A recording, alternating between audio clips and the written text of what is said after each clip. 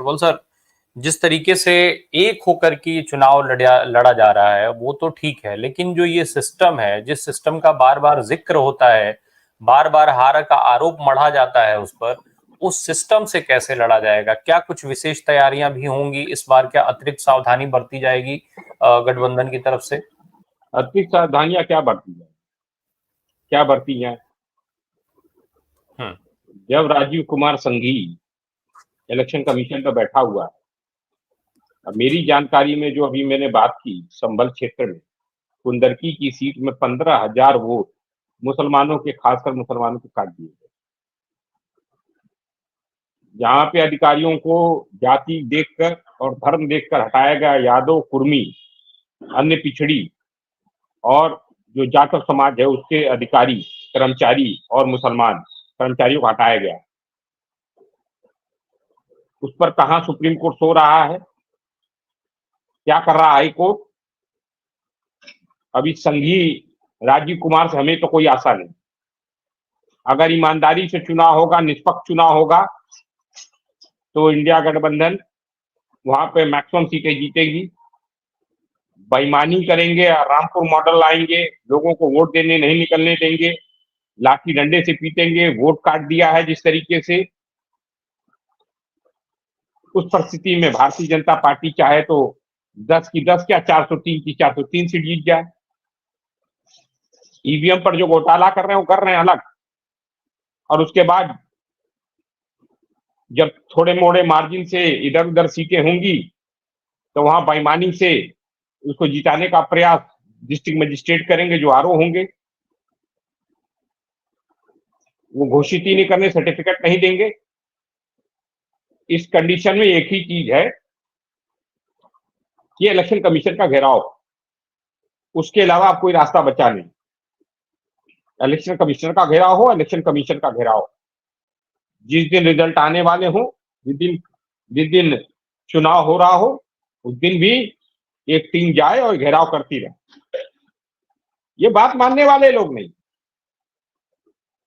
हिंसा फैल रही है, बहराइच में दंगे कराए जा रहे हैं, जिसमें उनके ही विधायक बता रहे हैं कि उनके ही ऊपर गोलियां चला रहे हैं भारतीय जनता पार्टी के पदाधिकारी।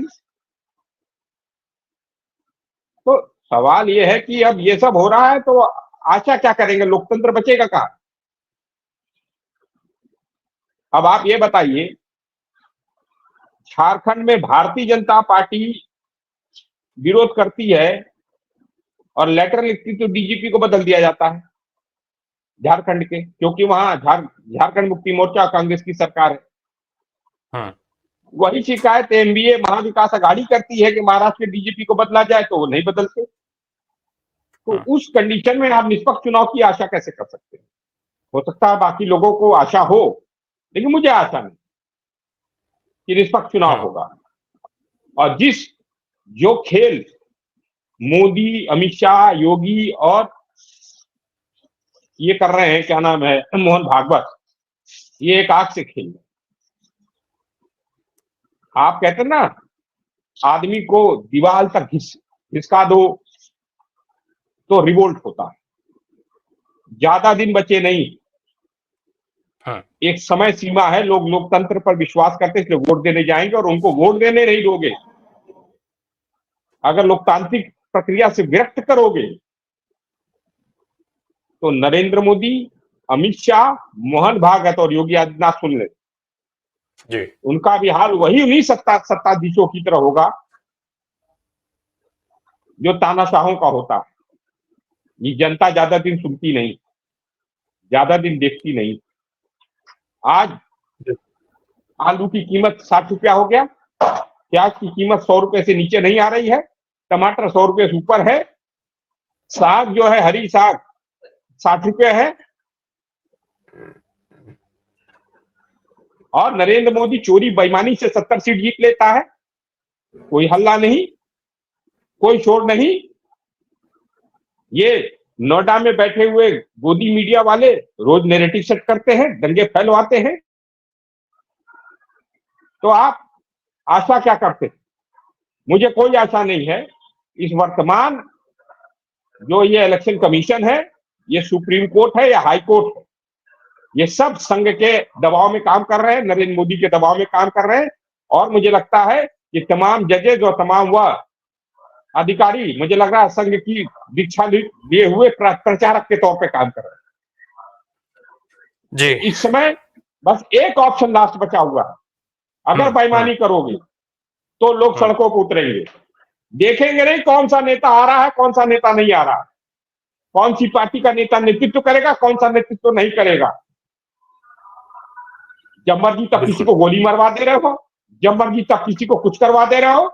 कल वो माधवी बुच क्यों नहीं आई पीएससी के सामने? वो माधवी बुच सेबी की चेयरमैन नहीं आई, क्या हुआ? संसदीय लोकतांत्रिक प्रक्रिया में सबसे बड़ी जो एक प्रक्रिया का सबसे बड़ा घटक जो है वो पीएससी है संसद का। उसके सामने, पब्लिक अकाउंट कमेटी के सामने वो हाजिर नहीं हो रही है। उसने ठेंगा दिखा दिया, उसका इस्तीफा भी तक नहीं हुआ। या अडानी देश को चलाएगा क्या? या अडानी के हम लोग गुलाम है? नहीं, अडानी के हम लोग गुलाम है। प्रबल सर, अरे इसलिए नहीं आई है, इसलिए नहीं आई है कि अडानी और मोदी के रिश्ते बेनकाब हो जाएंगे।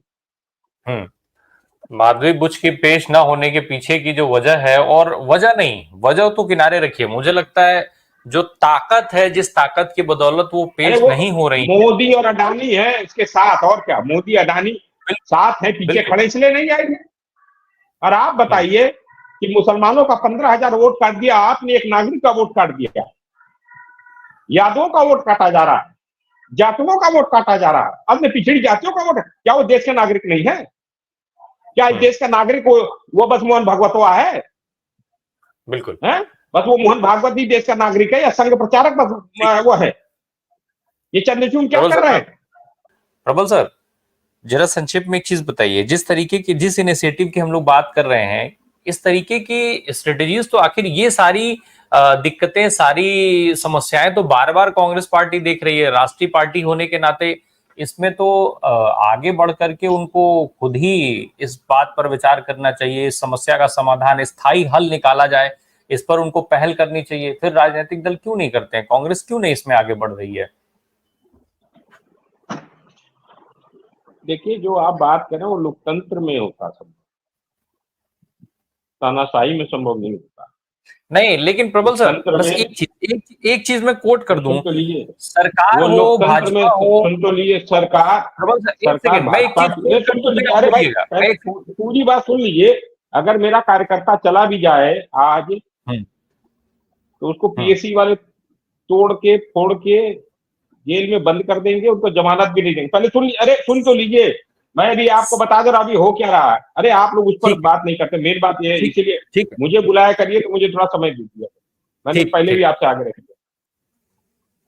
अभी जब हम लोग आपसे बात कर रहे हैं, उस समय समाजवादी पार्टी और कांग्रेस पार्टी और अन्य सामाजिक संगठनों के लोगों का लिस्ट भारतीय जनता पार्टी के कार्यालय बन रही होगी, आरएसएस के कार्यालय बन रही होगी, जिसे रेड कार्ड देना है। जैसे ही चुनावी प्रक्रिया शुरू होगी, उस दिन से उनको नोटिस जाना शुरू होगा, उनको कहा जाएगा थाने में आकर रिपोर्ट करो कि आप लोगों के कारण शांति भंग होगा। ऐसे एक दो नहीं, हजारों होगा। अभी देख लीजिएगा, नोटिसें जाएंगी समाजवादी पार्टी के कार्यकर्ता नेताओं के पास, कांग्रेस पार्टी के कार्यकर्ताओं नेताओं के पास, और अन्य सामाजिक संगठनों के पास, कि आप लोगों के कारण भारत चुनाव बाधित होगा, शांति भंग होगी, इसलिए आप लोग आइए और थाने पे बैठिए। 4-4 घंटे, 5-5 घंटे उनको थाने पे बैठाया जाएगा, उनके मनोबल को तोड़ा जाएगा। इन सब विषयों पर कब बात होगी?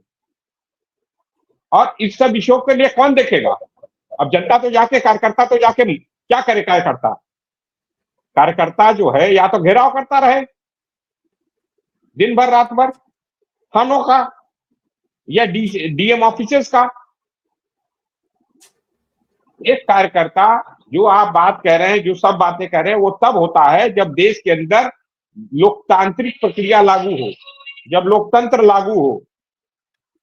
जब देश के अंदर लोकतंत्र है ही नहीं, मैं समझा के थक गया, देश के अंदर तानाशाही आ चुकी है, उसमें आप चुनाव लड़ने की, मैं इसीलिए कभी भी पिछले 2 चुनाव से मैं कभी भी फॉर्म भी लेकर नहीं जाता हूं पार्टी के पास कि मुझे चुनाव लड़ना है। क्योंकि मुझे मालूम है जब तक ये नरेंद्र मोदी बैठा रहेगा तब तक न संसद की कोई मतलब है, न विधानसभा का कोई मतलब है, जी प्रबल न सर, विधायक मेरा का एक मतलब सवाल है, न सब। तो पीएसी में तो माधवी बुझ गई नहीं, औकात बता दी पीएसी की उसने। प्रबल सर, मेरा एक सवाल है, संसद की औकात बता रही है वो। अगर आप सुन लें तो उस पर भी जवाब दे दीजिएगा प्लीज। इसलिए मैं ये कह रहा था कि सरकार हो, भाजपा हो, चुनाव आयोग हो या देश की कोई भी संस्था हो, वो सब अपनी जगह पर है। वो राजनीतिक पार्टियों की सुने ना सुने, सरकार या चुनाव आयोग, लेकिन जनता की तो सुनेंगे ना। अरे अगर हम लोग जनता ने कई बार, सुन तो लीजिए, अभी चुनाव से पहले सुन तो लीजिए, सुन तो अगर लीजिए, मैं जनता आपको को बता रहा हूं, अभी अभी 80 सुनिए। अरे भाई सुन तो लीजिए, अभी चुनाव से पहले ईवीएम के सवाल को लेकर मैं खुद थाने में बंद हुआ था, 5-6 घंटे थाने में बंद था ईवीएम के सवाल को लेकर। दिग्विजय सिंह जी ये बंद थे मेरे साथ, हम लोग उनके नेतृत्व कर रहे थे। तो दिग्विजय सिंह जी थे, मैं था, बहुत सारे और थे, डॉक्टर उदित राज, बहुत सारे लोग, हम लोग बंद हो गए थे, 6-6 घंटे बंद थे। क्या सुनवाई, क्या लगातार बोल रहे थे, लगातार पुलिस पकड़ रही थी, प्रदर्शन कर रहे थे, हमको जंतर मंतर में प्रदर्शन तक करने नहीं दिया। तो हम लोग को युवक कांग्रेस के कार्यालय में जाकर प्रदर्शन करना पड़ा, वहां पर जाकर उसके बाद जब निकले तो गेट पे बंद कर लिया, पकड़ लिया। ऐसा नहीं है कि लोग कर नहीं रहे हैं, कार्यक्रम हो रहे हैं, कार्यक्रम को होने नहीं दिया जा रहा, क्योंकि एक देश मिनट के अंदर लोकतंत्र। अब आप सुन लीजिए, मैं एक चीज बता दे रहा हूं, ये नरेंद्र मोदी, अमित शाह, योगी आदित्यनाथ, मोहन भागवतवा, ये सब ये चाहते हैं कि देश के अंदर अराजकता फैले और लोग लाठी डंडा लेके मारपीट करें। इसके अलावा वो सब कुछ नहीं चाहते। ये मैं इन सबको चाहता हूं, ये जानता हूं इन सबको, इन सब की साजिश है। ये देश के अंदर अराजकता का माहौल पैदा करना चाहते हैं और कुछ नहीं करना चाहते।